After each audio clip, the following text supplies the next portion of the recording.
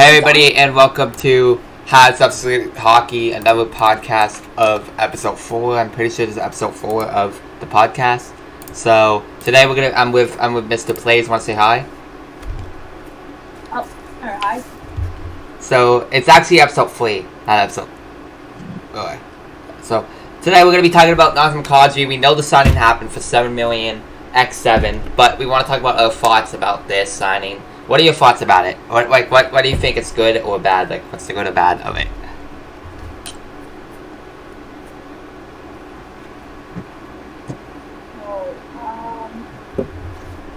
Yeah, let's get started off here.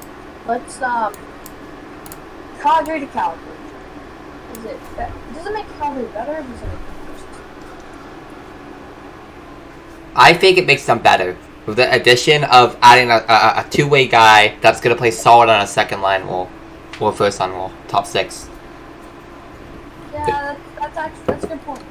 It makes them both. I think as an Oilers fan, definitely takes a toll on my opinion, but, it makes them, it's definitely a downgrade from Kachuk and Joe, because they could play them both on opposite wings, with Lindholm at center, and that line is just, you would lose obviously handled it there in the second round, but the starters, like, they can handle it, but I feel like it was like they crammed all of their, like, everything together. But I think with Kadri, they can play him on the second line, or they could play him on the first line, but I think, again, if they played him on the first line, they'd be kind of cramming in together. Yeah, they would be putting the best players together, and all the rest of their lines would be bad if they do all the good together. I feel like they should mix it up a bit, like put Kadri second and first that, and then they put like they either put MrJP1ayz up in the light lane first line, or they would put Toffoli up there. True. They have a lot of good depth down that right wing. If I'm being honest, they have Toffoli. So I think last season they had the third line right wing. They had so much depth there because I think they drove that. They also and then they also could play backward on the third center. Too. They have Backlund, Lewis. That's a good depth position. Rooney. They have Coleman. Coleman can play wing.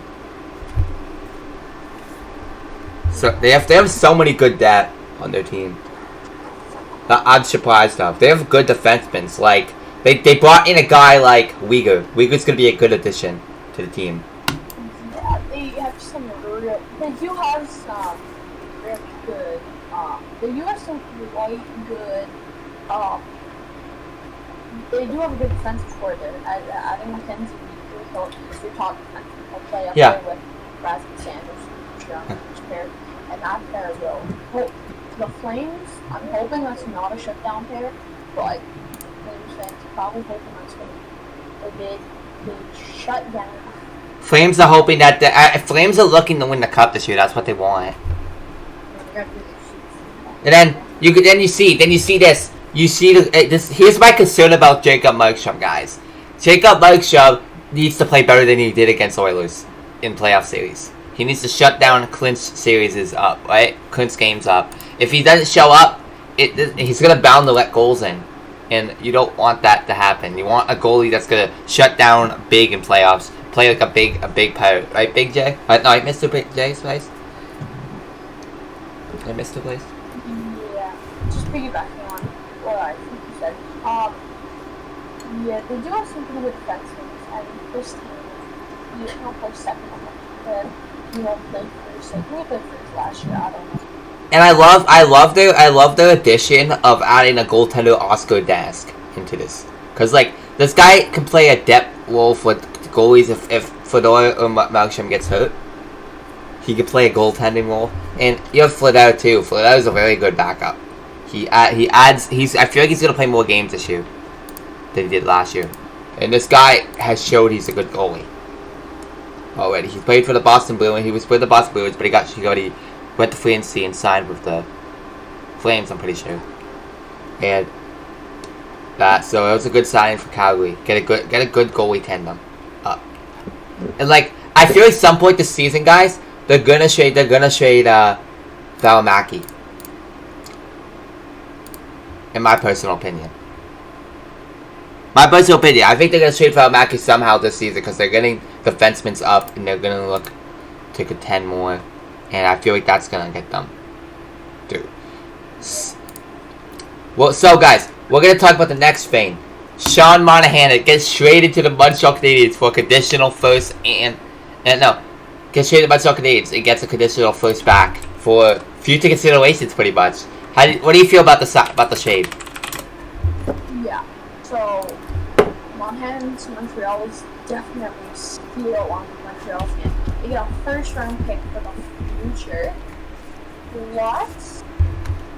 They only have to take on contract for one guy before future considerations. Yeah, you got it. Yeah, you can only take on his. You're pretty much gonna take on his bad contract for a year, and that's the only thing. And then those future considerations could be like a second-round pick. No, yeah, it could be like. What do you mean a second-round pick? Yeah, and the thing is, if Monahan plays really good in Montreal this year, they can re-sign him for $2 million next year. Plus, I believe Price is retiring September. He probably will. I really don't want him to, though. I don't want him to, but he probably will. I think Price is going to end up retiring. So yeah. That's like $10.5 million right there. And I feel like Montreal is going to instantly have, like, salary, like, later on. Because, like, they're going to be... I feel like he said he wants to be ready by the start of the season, but about he had bad injuries with him. Sean Monahan had very bad injuries on his side the past few years now. And like I feel like the problem about him is that he's gonna probably maybe LTIR for the start of the year, probably because like they said that he's supposed to be injured for a while longer. And if you get add him on the LTIR with Price, with Byron and all that, you're getting a big money back to your team that you can just get somebody.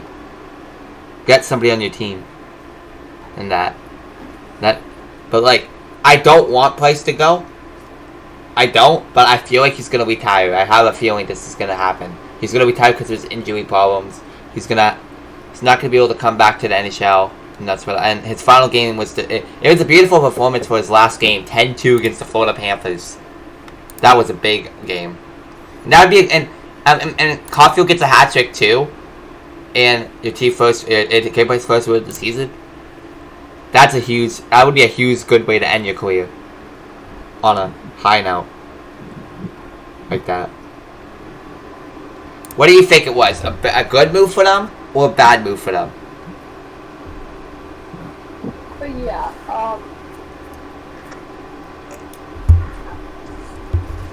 inspires me add on to this. I don't really think I add on to this. But, there are some risks that were taken onto Monahan's contract. There was a couple risks that were taken. No, but it's fine. Because, like, I don't care taking his contract. We have the money to say keep him. So, like, I don't care. But it apparently shows that we are a little bit over the cap somehow. And I don't understand that. Because, like, we literally put in place an LTIR. We're literally putting Byron on LTIR. And we're still, like, we're still over the cap. That's what I don't understand. I feel like the Islanders could have easily... That's what... There was rumors going around that Islanders was going to get this guy, Kadri. Signing Kadri, but... I know we'll go back to the Calgary situation. I should be going back to the Calgary situation, but... Kadri... About Kadri.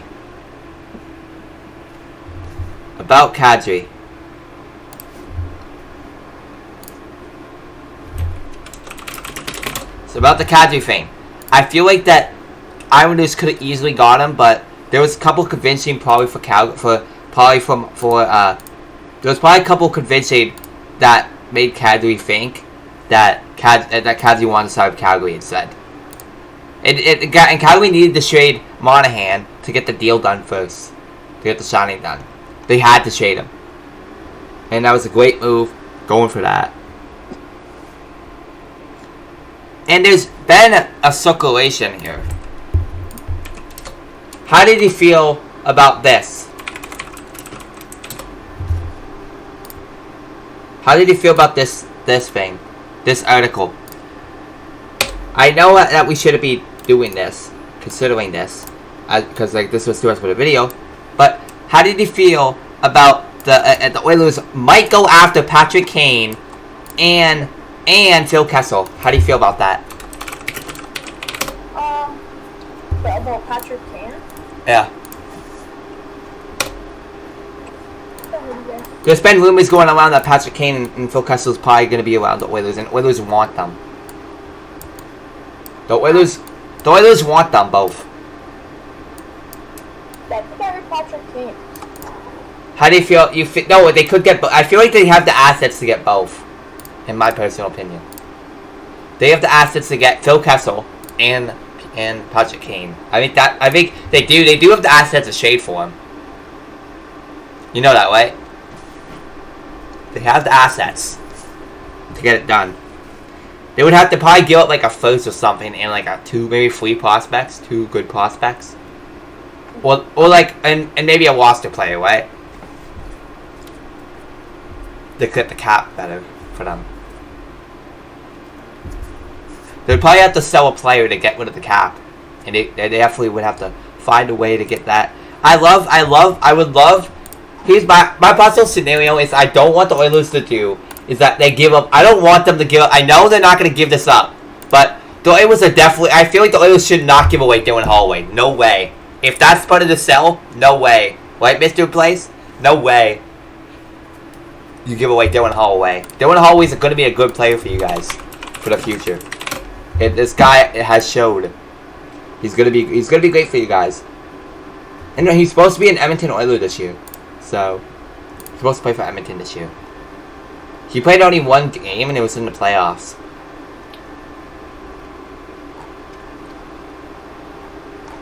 And he's out for and he's supposed to be out. Yeah, he's supposed to. Yeah, man, that was all everything. So like, I feel like that.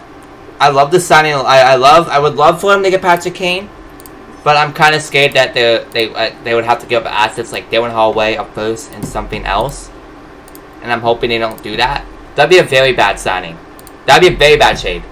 If Chicago ask you to give a first, another prospect, Dylan Holloway, and maybe like a second or like a roster player, I say no to that. No to that because Dylan Holloway's in the boost. And ask them if they can give you maybe like, I know Oilers fans does not want. I know Oilers fans does not want to give up this, but what about Philip Broberg? What would you guys think about that? If you guys had to give up Philip Broberg, would that be a good trade if you give up Philip Broberg part of the deal? Because like Philip Broberg was supposed to be putting you guys defense for the future, but this guy hasn't been showing up hugely for you guys. He hasn't showed up for you guys this year in the NHL. Would you like MrJP1ayz? This is the place. Yep. Would you use Philip Broberg as part of the package for Patrick Kane? If instead What do I of think about Vegas? no, if you had to shade for Patrick Kane, if they have the package, would you put Philip Broberg in the package and plus other stuff for Patrick Kane? Okay. So you're asking me, what do I think Patrick Kane can land? No. I'm asking you what you think the price would be if since the Edmonton Oilers is big on Kane. What do you think the price would be? What do I think the price would be for Connor McDavid? I can't. No, I said Patrick Kane. Oh, the price for Patrick Kane. Okay. For Calgary, for Edmonton, since they want to get them. Him. Oh, what would I think it would take Edmonton with Patrick Kane? Yeah. So I'm gonna start off. I was actually looking at whether to trade like Zach Cobb. This was way before. This was like way before he even started. I was hoping that the Oilers could trade Cassian, Julia, maybe someone else, plus maybe a pick over to Chicago for Alex Freakout. That's what's gonna happen. So, what I think the trade would be at least for Edmonton to get Patrick Kane, and that's the pick we have obviously. So that trade might involve starting off with some money. Yeah. We need to make this realistic. This has to be realistic. In a realistic trade. Probably be a big price. Would probably come in less per yard with 2 first things. Plus, I feel like it would be one of your good prospects. I feel like it's gonna be 2 firsts, a very good prospect off your team, and Puryevi. That's what I think is gonna happen to make the trade go through. You're gonna have to give like one of the 2 like the top prospects, maybe like Phil Broberg, or like a player. I know it's not gonna be Devin Holloway, but like the players like. I feel like for you guys, would you guys be mad if giving away Xavier Bourgault? What about him? Now I got a roster. So If you look at the Edmonton Oilers, I know they're gonna have to give up like 2 firsts at least. 2 firsts. What we have to do? We have to give something like amazing. So we'd probably end up sending Jesse Pugliarvi. Yeah, Jesse Pugliarvi with. Yeah. Probably that is Janmark. 2, maybe 3 first-round picks for Patrick Kane at minimum. What did you say? What is it? What is it? Puryevi and what? Okay, I think we're sending at least 2 first-round picks. I say 2. I say 2. Jesse Pugliarvi and either Evander Kane. No, it won't be Evander Kane. No, it won't be Patrick Kane. It won't be Evander. I think it's gonna be another top prospect of your system. If you're gonna get Matthias Janmark, I think if you trade Matthias Janmark, you trade Puryevi 2 firsts and maybe another good, probably a prospect. They want a prospect back, I think. Okay, wait, so who do you think Edmonton? I think Edmonton, if Edmonton's gonna give a prospect up, I think it's gonna be Broberg. There's reasons why I think that. Broberg hasn't been showing up for the Oilers when he played for the Oilers team. He hasn't showed up, but the AHL he's been alright. But I don't think he's gonna be anything like more than like a 3rd pair, 2nd pair guy. So I think you send him to Chicago. You send him to Chicago 2 firsts, Janmark, and Harvey. I think they'll accept that. That'd be a very good deal for them. Especially because I think that's a very good deal. You get 2 firsts per Yobi. That could be a decent 2nd line guy for Chicago. 1st line Chicago for replacement. He'll have a bigger role, and I think that it would help him a lot.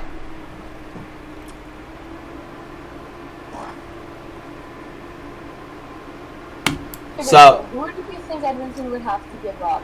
I think Edmonton's gonna have to give up. No, not Monahan. Janmark, Matthias Janmark. Definitely Matthias Janmark. Puryevi. That's definitely gonna be a give up. 2 firsts, and the last piece I think they're gonna give up, Broberg. Or it's gonna be like a Xavier Bourgault.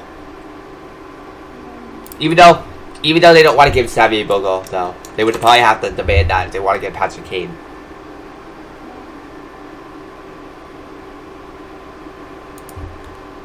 So, do you agree with that statement? It's gonna be like probably one of the 2 for the prospects. So what? Oh, the Edmonton we got Connor McDavid and Patrick Kane. No. Why are you thinking Connor McDavid? I don't know. Sorry. I said Are you not listening to what I said? Nah, they wouldn't give up Connor. We wouldn't give up Connor McDavid. Connor McDavid would be better than Kane alone. So I said the deal. Was Phil Broberg or Xavier Bourgault. It would be Jesse Puryevi, Matthias Janmark, and 2 firsts. That's what I think is gonna happen. So we're gonna be for the prospects here. We're gonna be Broberg or Bourgault. That's what I think. If you're gonna go for a Patrick Kane trade. It's not that much of a loss though, because your first is gonna be late, and your 2 firsts are gonna be late, and you get Patrick Kane hasn't been a big factor for the Edmonton Oilers, and he hasn't shown up either. That one person hasn't shown up either. Was definitely Matthias Janmark. I don't think he's gonna be anything to this team. He'll be a decent 4th liner for the Oilers. Because, like, I don't think Yarmouth would be anything to your team. If you could bring Yarmouth back to Chicago, I think that won't be a bad ad. He hasn't played bad for Chicago, like 2020-21 season. 19 points in 41 games. He hasn't been a bad key factor. And, like, in that. So, like, I think that would be a deal that they would make. Do you think that's a bad deal for your Oilers if you want to give up? Would that be a fair deal for you guys, or would that be a bad deal if you got that? I don't think that would be a bad deal.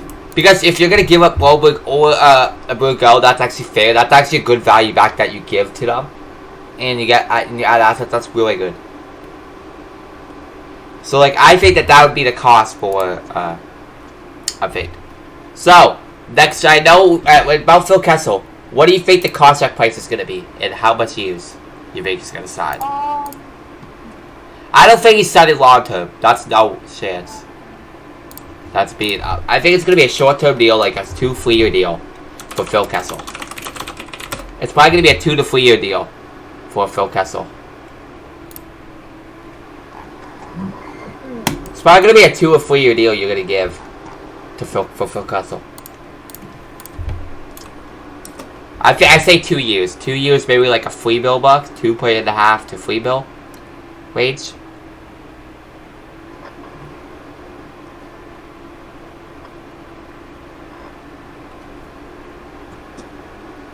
You think that's a good idea?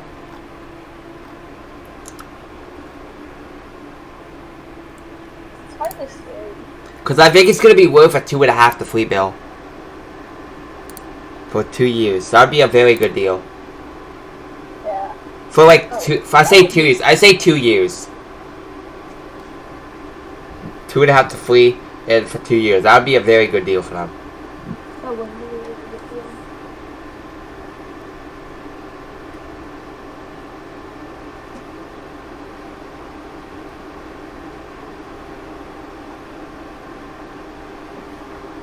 So yeah. So I think that's all for this podcast. Hope you guys enjoyed. If you guys like this podcast, make sure you drop a like, subscribe, notifications. See you next video. Say bye. I want to say bye, please. Bye, guys. Make sure you guys subscribe, like, and turn on notifications. See you guys in the next podcast. Bye, guys.